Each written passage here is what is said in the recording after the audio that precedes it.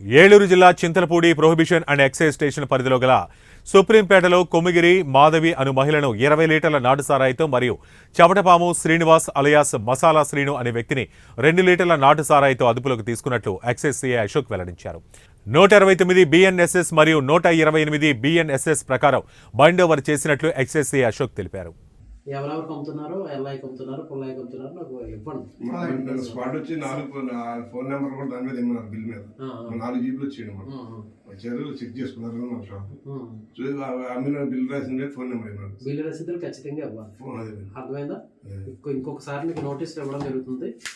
ఇందులో పట్టుకోండి. ఇది ఒక నోటీస్. వీడియో రికార్డ్ చేస్తున్నావా? ఇది ఒక నోటీసు.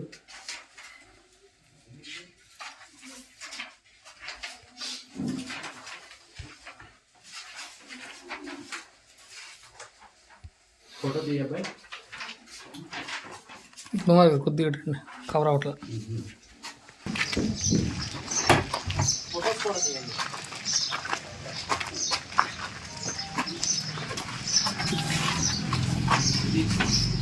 సరే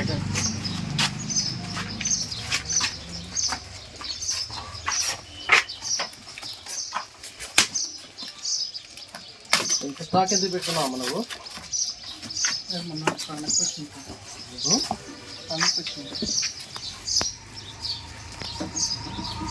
వీటన్నిటికీ బిల్స్ ఉన్నాయా? మొత్తం ఎంత?